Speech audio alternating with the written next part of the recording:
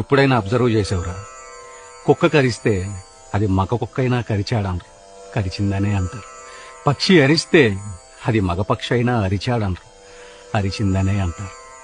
వర్షానికి జెండరే లేదు, కానీ కురిసిందనే అంటారు, కురిశాడనరు. ఉరుము ఉరిమిందంటారు, ఉరిమాడంటారు.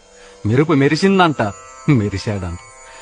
కంప్యూటర్ దగ్గర నుంచి కాలీఫ్లవర్ వరకు, పారే నదుల దగ్గర నుంచి జారే జలపాతాల వరకు ప్రతిదీ స్త్రీలింగానికే సంబంధించిందిరా. ఈ భూమి మీద మగాడు ఒంటరివాడు. అంటే మనకెవరు లేరా? ఎందుకు లేరు? అందరూ అంతరిక్షంలో ఉన్నారు. సూర్యుడు, చంద్రుడు, బుధుడు, గురుడు, శుక్రుడు, అంగారకుడు. ఈలాన్ మస్క్ గాడు మగాళ్ళందరినీ మార్స్ మీదకి తీసుకెళ్లే రోజు కోసం ఎదురు చూస్తున్నానరా. అప్పటిదాకా ఏం చేయాలి? కోపాన్ని కంట్రోల్ చేసుకోవాలి, ఆహాన్ని అణిచేసుకోవాలి. బానిసగా బతకడం బ్రతుకు తెరువు చేసుకోవాలి నాయన. నేను చేసుకోను. అయితే ఏం జరుగుద్దంట? అయినా ఇందాక నుంచి నేను చూస్తున్నాను, నేను ఇటుపక్క ఉంటే నువ్వు అటుపక్క చేసి మాట్లాడతావేంటి?